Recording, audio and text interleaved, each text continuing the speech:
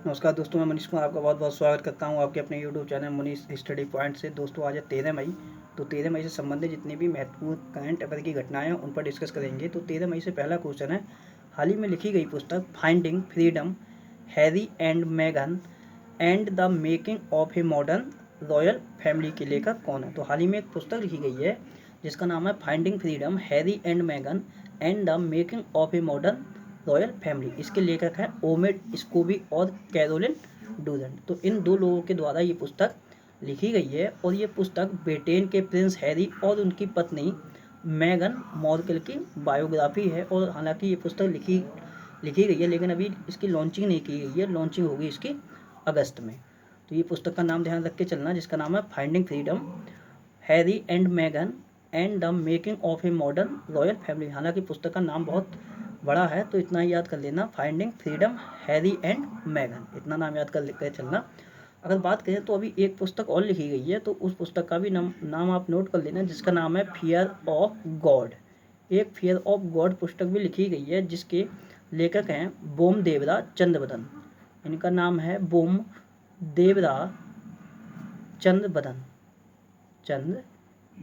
ये भी पुस्तक आप नोट कर लेना, फियर ऑफ गॉड। ये किसके द्वारा लिखी गई है तो बोम देवरा चंद्रबदन के द्वारा। अब बात करते हैं कुछ इस मंथ में जो पुस्तकें लिखी गई हैं उनके रिवीजन की।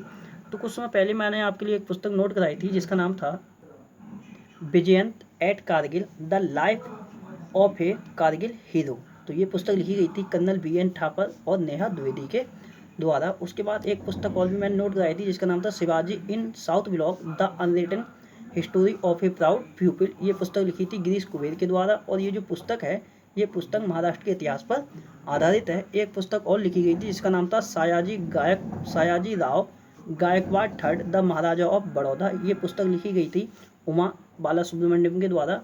उसके बाद एक पुस्तक इस मंथ में लिखी गई है जिसका नाम है the room where it happened, a White House memory. ये पुस्तक लिखी है जॉन बोल्टन ने। अब बात करते हैं क्वेश्चन नंबर सेकंड की। तो सेकंड क्वेश्चन है, हाल ही में किसने कोविड-19 के लिए स्वदेशी एंटीबॉडी डिटेक्शन किट तैयार की है। तो ये किट तैयार की है national institute of virology Pune के द्वारा। तो national institute of virology Pune के द्वारा कोविड-19 के लिए पहली स्वदेशी एंटीबॉडी डिटेक्शन किट तैयार की गई है और इस किट का नाम भी है, इस किट का नाम है कोविड कवच एलिसा। इस किट का नाम लिख लेना जिसका नाम है कोविड कवच एलिसा।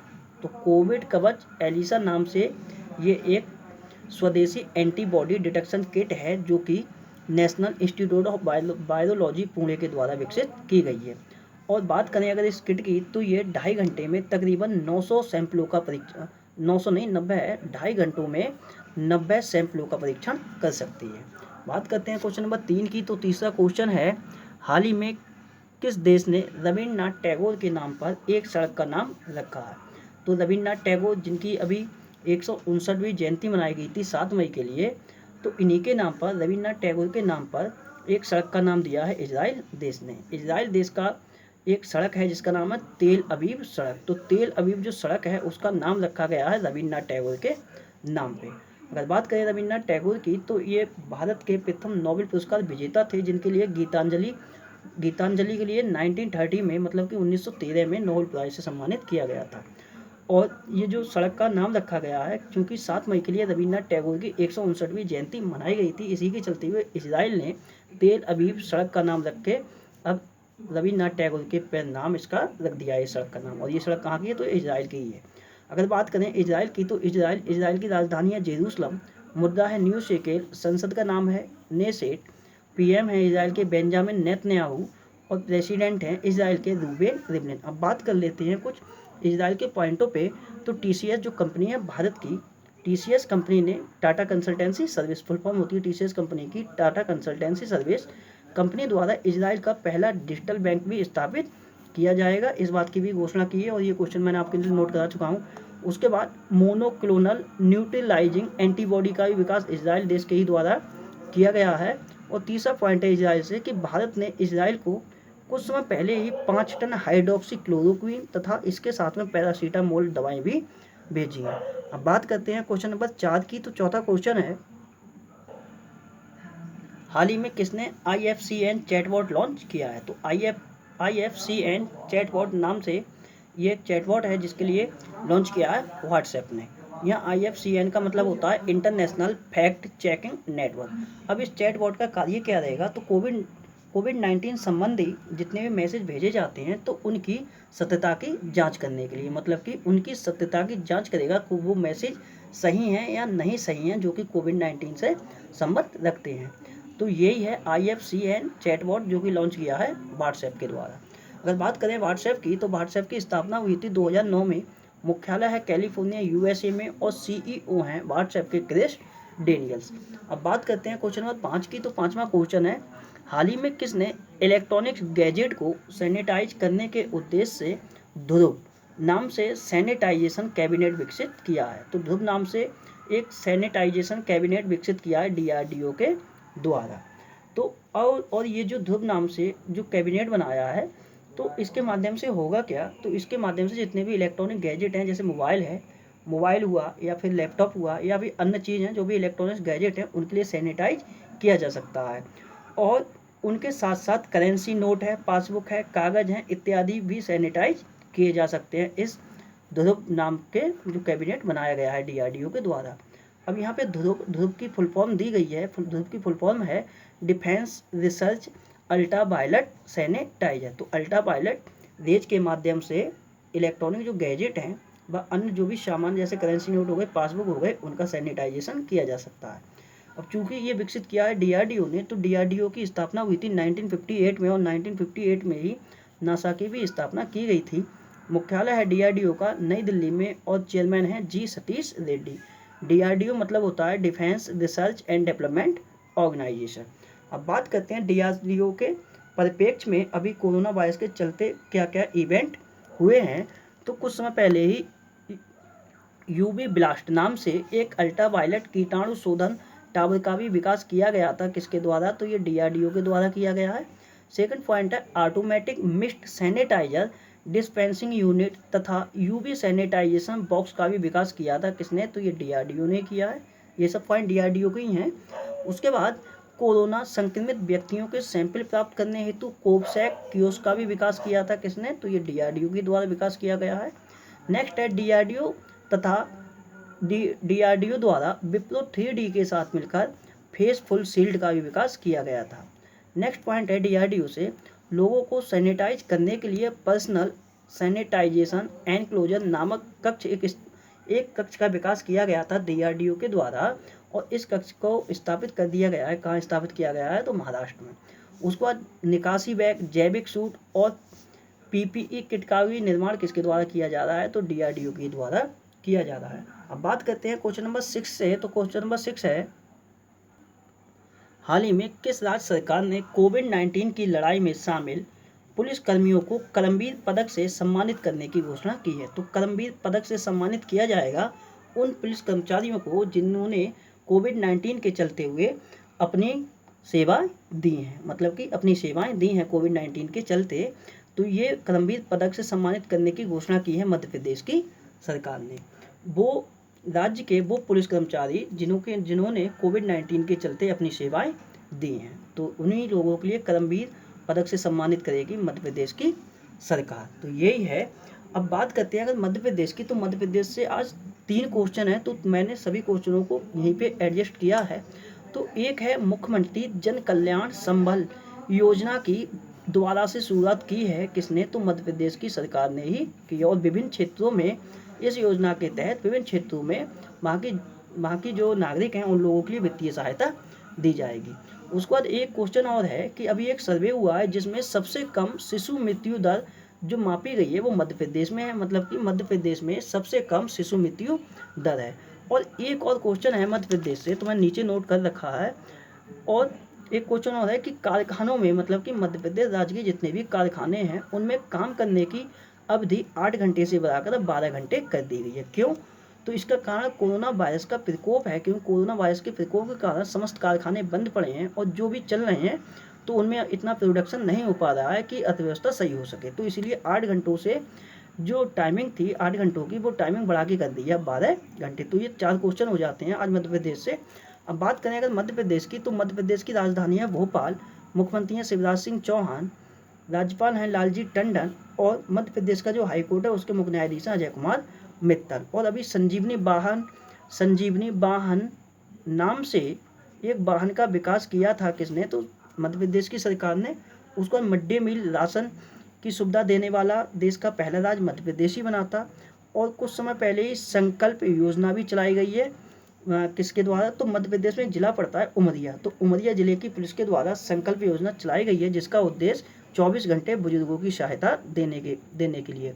उसके बाद जीवन अमृत योजना की भी शुरुआत किसने की है, तो मध्य प्रदेश ने ही की है, जिसके द्वारा त्रिकुट चूर्ण के पैकेट का वितरण किया जाएगा। तो यही है जीवन अमृत योजना। उसके बाद जीवन शक्ति योजना की भी शुरुआत किसने की है, तो ये मध्य प्रदेश की राजधानी की है। और जीवन शक्ति योजना के अंतर्गत क्या है, तो जितनी भी महिलाएं हैं मध्य प्रदेश राज्य की, उनके द्वारा जो मास्क होती हैं, मास्क निर्मित किए जाएंगे, उनके लिए प्रति मास्क के हिसाब से 11 रुपये दिया जाएगा। उसके बाद कोविड-19 योद्धा कल्याण योजना की भी शुरुआत मध्य प्रदेश ने ही की थी। और इस कोविड-19 योद्धा कल्याण योजना के तहत क्या था, तो आंगनबाड़ी कार्यकर्ताओं को 50 लाख तक का स्वास्थ्य बीमा कवर दिया जाएगा। उसके बाद पश्चिम जो मध्य रेलवे है, जिसका मुख्यालय मध्य प्रदेश के जबलपुर में है, उसके द्वारा कोरोना संक्रमण के लिए चरक नाम से, किस नाम से, तो चरक नाम से एक मोबाइल डॉक्टर बूथ लॉन्च भी किया गया। उसके बाद लॉकडाउन के चलते हुए शिक्षा को प्रसारित करने हेतु मध्य प्रदेश सरकार ने रेडियो स्कूल कार्यक्रम भी शुरू किया है। और ड्रोन के माध्यम से पूरे शहर को सैनिटाइज करने वाला देश का पहला शहर कौन बना है, तो मध्य प्रदेश का इंदौर ही बना है। और पॉइंट ऑफ बात करें मध्य प्रदेश से, तो मध्य प्रदेश छिंदवाड़ा से बिलोंग करती हैं भावना डेहरिया। इनका नाम है भावना डेहरिया, इनका नाम है, जो कि छिंदवाड़ा मध्य प्रदेश से बिलोंग करती हैं। तो इनके द्वारा कुछ समय पहले ही जो ऑस्ट्रेलिया की सबसे ऊंची चोटी है माउंट कोसियोस्कू, उस पर सफलतापूर्वक चढ़ाई भी पूरी की गई है। उसके बाद बात करें तो नमस्ते ओरछा महोत्सव का भी आयोजन कहाँ किया गया था, तो मध्य प्रदेश के निवाड़ी जिला में किया गया था। और मिर्च महोत्सव का आयोजन कहाँ किया गया था, तो ये खरगोन जिला में किया गया था, जो कि मध्य प्रदेश में पड़ता है। उसके बाद 100% सौर ऊर्जा से संचालित होने वाला देश का पहला गांव बना है, वो कौन सा गांव है, तो ये बांचा गांव है, जो कि बैतूल जिला मध्य प्रदेश में पड़ता है। उसके बाद बात करें तो यूनिफाइड रजिस्ट्रेशन कार्ड लॉन्च करने वाला देश का पहला राज्य मध्य प्रदेश ही है। 2 दिवसीय वानिकी महोत्सव का जो आयोजन किया गया था वो मध्य प्रदेश की राजधानी भोपाल में किया गया था। और जल संकट को दूर करने के लिए राष्ट्रीय जल सम्मेलन का भी आयोजन कहाँ किया गया था, तो मध्य प्रदेश की राजधानी भोपाल में किया गया था। और जो राष्ट्रीय अपराध रिकॉर्ड ब्यूरो की एक रिपोर्ट आई थी, जिसमें 2018 में सबसे ज़्यादा लापता बच्चों की जो अधिकतम संख्या दर्ज हुई है वो मध्य प्रदेश में दर्ज हुई है। अगर बात करें महिलाओं की, तो सबसे ज़्यादा लापता महिलाओं की संख्या दर्ज की गई है वो दर्ज की गई है महाराष्ट्र में।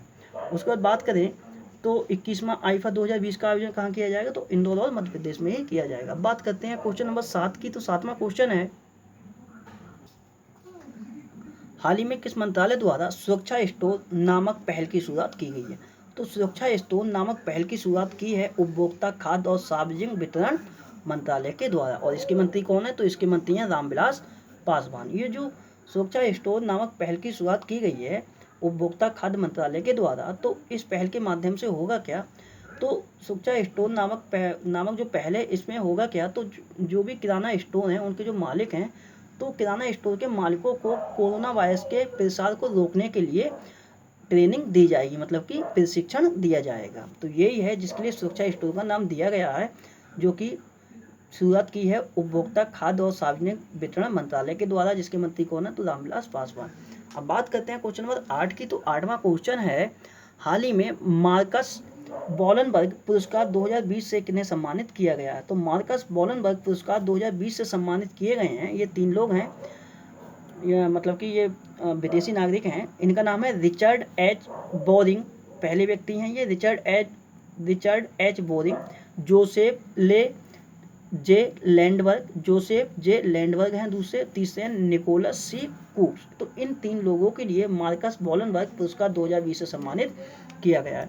और ये जो पुरस्कार दिया जाता है वो वन क्षेत्र में शोध के लिए दिया जाता है। तो इन्होंने वन क्षेत्र में शोध से संबंधित कुछ कार्य किया है, तो जिनके चलते इन 3 लोगों को मार्कस वॉलनबर्ग पुरस्कार 2020 से सम्मानित किया गया है। और इन्हें जो ये पुरस्कार दिया गया है वो स्वीडन के राजा हैं, जिनका नाम है कार्ल गुस्ताफ 16वें द्वारा राजधानी स्टॉकहोम में इन 3 लोगों को पुरस्कृत किया गया है। अब बात करते हैं क्वेश्चन नंबर 9 की। तो 9वां क्वेश्चन है, हाल ही में किस संस्थान ने रोगाणु रोधी तथा पुनः प्रयोग किए जाने वाले एन सेफ मास्क का निर्माण किया है? तो एन सेफ मास्क का निर्माण किया है आईआईटी दिल्ली के द्वारा। और ये जो एन सेफ मास्क है ये रीयूजेबल है, मतलब कि इसके लिए पुनः प्रयोग कर सकते हैं, मतलब कि एक बार प्रयोग करने के बाद इसे धुला जा सकता है, उसके बाद उसे दोबारा भी प्रयोग किया जा सकता है। और ये रोगाणु रोधी भी है, जिसका विकास किया है आईआईटी दिल्ली के द्वारा। अगर बात करें आईआईटी दिल्ली की, तो आईआईटी दिल्ली ने कुछ समय पहले ही कोविड-19 के लिए प्रोब फ्री डिटेक्शन ऐसे नाम से एक किट भी लॉन्च की थी। अब बात करते हैं क्वेश्चन नंबर 10 की। तो 10वां क्वेश्चन है, हाल ही में अंतर्राष्ट्रीय नर्सेज दिवस कब मनाया गया? तो अंतर्राष्ट्रीय नर्स दिवस ये मनाया गया है 12 मई के लिए। और ये 12 मई क्यों मनाया जाता है? क्योंकि फ्लोरेंस नाइटिंगेल का जन्म हुआ था 12 मई 1820 में, तो इन्हीं की 200वीं वर्षगांठ है इस बार, इसीलिए इनके जन्मदिन के अवसर पर 12 मई के लिए अंतर्राष्ट्रीय नर्स दिवस मनाया जाता है। और बात करें तो अभी जो 2020 है, 2020 के लिए WHO ने नर्स एंड मिडवाइफ ईयर के रूप में भी घोषित किया है। और इस बार इसकी 200वीं वर्षगांठ मनाई गई है। और जो थीम रही है इस बार, वो थीम रही है nurse a voice to lead nursing the world to health. मैं एक बार दोबारा बोल दे रहा हूँ, nurses a voice to lead nursing the world to health. तो ये है इस वर्ष इसकी थीम। और ये क्यों मनाया जाता है अंतर्राष्ट्रीय नर्स दिवस? तो नर्सों का जो योगदान है उसको चिन्हित करने के लिए, प्लस फ्लोरेंस नाइटिंगेल के जन्मदिन पर ये अंतर्राष्ट्रीय नर्सेज दिवस मनाया जाता है। इसकी शुरुआत 1965 में की गई थी अंतर्राष्ट्रीय नर्सेज परिषद के द्वारा। अब बात करते हैं पिछले कुछ दिवसों की। तो अभी 11 मई को लिए एक दिवस मनाया गया है, ये मैं नोट नहीं कराया लेकिन आज मैं नोट करा दे रहा हूँ। तो 11 मई के लिए एक दिवस मनाया गया है जिसका नाम है राष्ट्रीय टेक्नोलॉजी दिवस। तो राष्ट्रीय टेक्नोलॉजी दिवस ये 11 मई के लिए क्यों मनाया जाता है? क्योंकि 11 मई 1998 में, मतलब कि 11 मई 1998 में राजस्थान के पोखरण से शक्ति 1 परमाणु मिसाइल का सफलतापूर्वक परीक्षण किया गया था। और ये भारत का सेकंड परमाणु परीक्षण था जिसका नाम था शक्ति 1। तो 11 मई 1998 में राजस्थान के पोखरण से इसका सफलतापूर्वक परीक्षण किया गया था, इसीलिए ही 11 मई के लिए राष्ट्रीय टेक्नोलॉजी दिवस मनाते हैं। अगर बात करें जो पहला परमाणु परीक्षण किया गया था वो कब किया गया था? तो 1974 में किया गया था, मतलब कि 1974 में। कहाँ से किया गया था? तो वो भी राजस्थान के पोखरण से किया गया था। अब बात करते हैं पिछले दिवसों के रिवीजन की। तो 9 मई के लिए विश्व प्रवासी दिवस मनाया गया है, विश्व प्रवासी पक्षी दिवस मनाया गया है। 8 मई के लिए विश्व रेड क्रॉस दिवस मनाया गया है, मतलब कि विश्व रेड क्रॉस डे मनाया गया है। और इसके साथ साथ 8 मई के लिए विश्व थैलीसीमिया डे भी मनाया गया। थैलीसीमिया एक रोग होता है। और 7 मई के लिए मनाया गया था विश्व एथलेटिक दिवस। और एक दिवस और था RN टैगोर, मतलब कि रविन्द्रनाथ टैगोर की 159वीं जयंती भी मनाई गई है। और इसीलिए तो इजराइल ने अपने जो तेल अवीव जो सड़क है उसका नाम रविन्द्रनाथ टैगोर के नाम पे रखा है। उसके बाद 7 मई के लिए ही सीमा सड़क संगठन का 60वां स्थापना दिवस भी मनाया गया है। सीमा सड़क संगठन मतलब कि इसकी स्थापना हुई थी 1960 में, मुख्यालय नई दिल्ली में है और महानिदेशक हैं हरपाल सिंह। और अगर बात करें सीमा सड़क संगठन की, तो इसके द्वारा ही अरुणाचल प्रदेश में सुबनसिरी नदी पर एक दापोरिजी पुल बनाया गया है। वहीं बात करें पंजाब में सीमा सड़क संगठन ने रावी नदी पर कसुवाल पुल बनाया है। उसके बाद तीसरा पॉइंट सीमा सड़क संगठन से ही है, ये भी करंट में ही रहा है सीमा सड़क संगठन, तो इसीलिए मैं रिपीट करवा रहा हूँ कि अभी कैलाश मानसरोवर यात्रा के लिए लिंक रोड का भी निर्माण किया है किसने? तो सीमा सड़क संगठन ने। और उसका उद्घाटन किसने किया था? तो रक्षा मंत्री राजनाथ सिंह के द्वारा किया गया था वीडियो कॉन्फ्रेंसिंग के माध्यम से।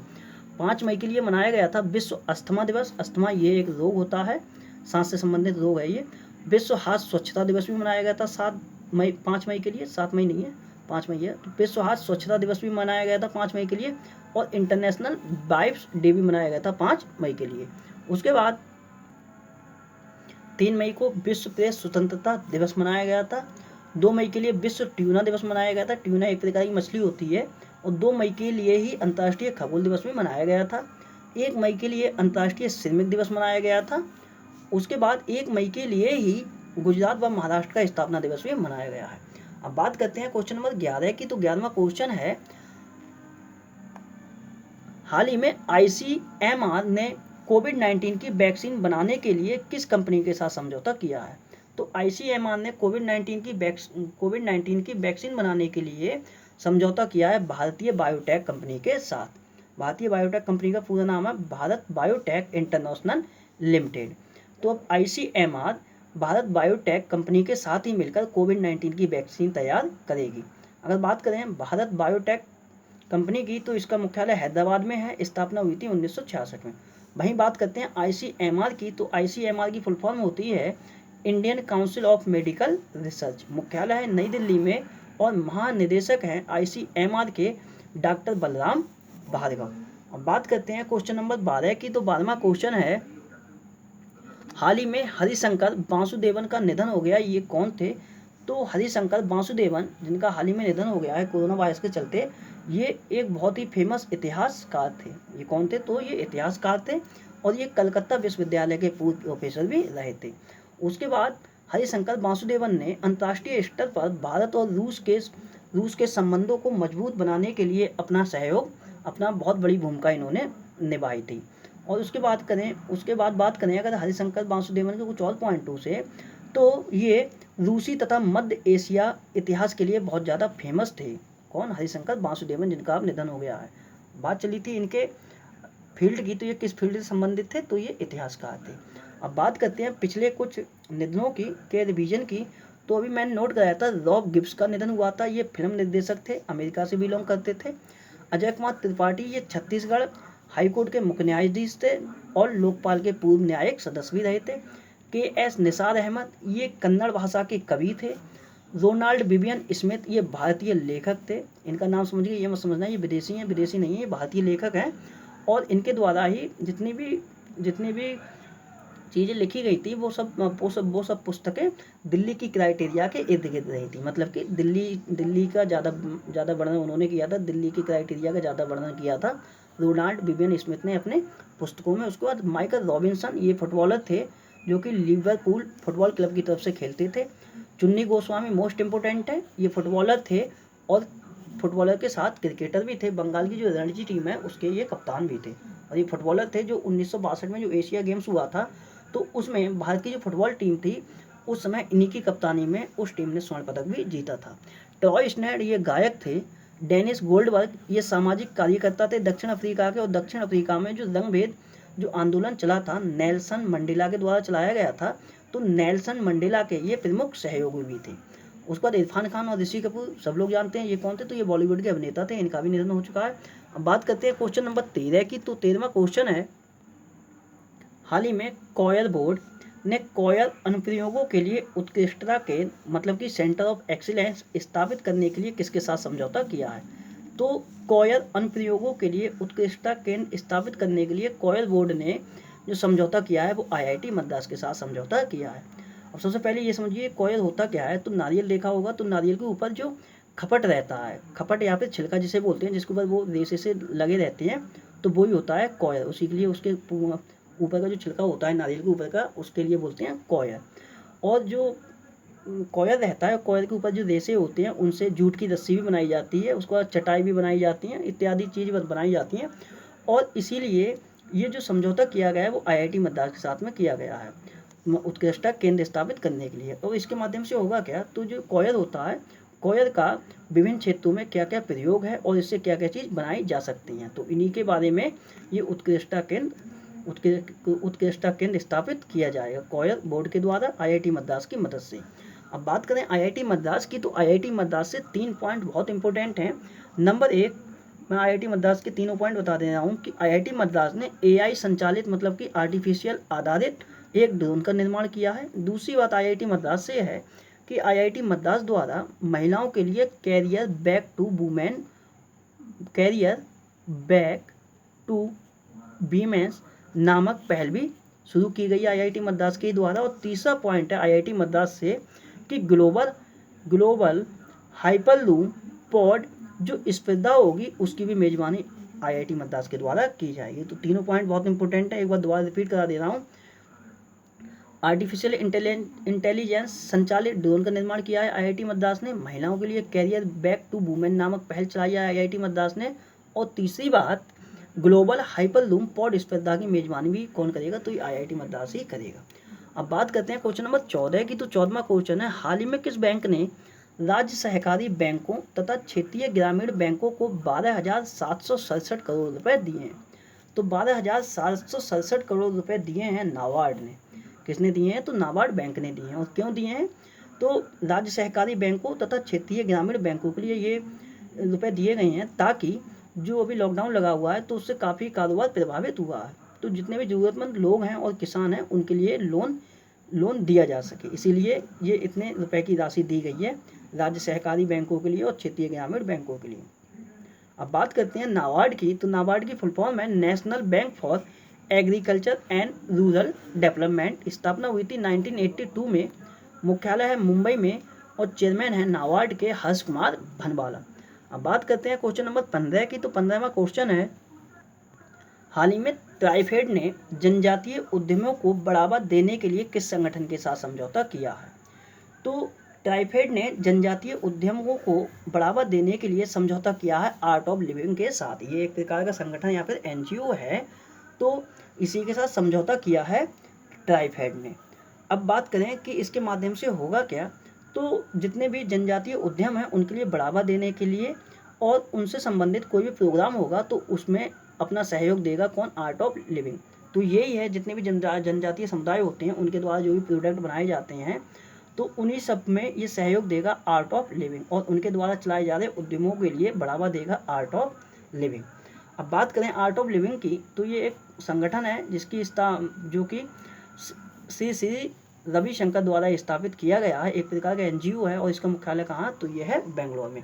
अगर बात करें ट्राइफेड की, तो ये जनजातीय जो समुदाय होता है तो उसके हितों में कार्य करने वाली एक संस्था है जिसकी फुल फॉर्म होती है tribal cooperative marketing development federation of India. और ट्राइफेड जो है वो जनजातीय मामलों के मंत्रालय जो होता है उसके अधीन कार्यरत एक संस्था है। और जनजातीय मामलों के मंत्री कौन है वर्तमान समय में? तो ये अर्जुन मुंडा हैं, जो कि खूंटी इनका निर्वाचन क्षेत्र है। अब बात करते हैं क्वेश्चन नंबर 16 की। तो 16वां क्वेश्चन है, हाल ही में किस देश के स्वास्थ्य मंत्री फिरोजुद्दीन फिरोज कोरोना संक्रमित पाए गए हैं? तो ये किस देश के स्वास्थ्य मंत्री हैं? फिरोजुद्दीन फिरोज। तो ये हैं अफगानिस्तान देश के स्वास्थ्य मंत्री जो कि फिलहाल में कोरोना संक्रमित पाए गए हैं।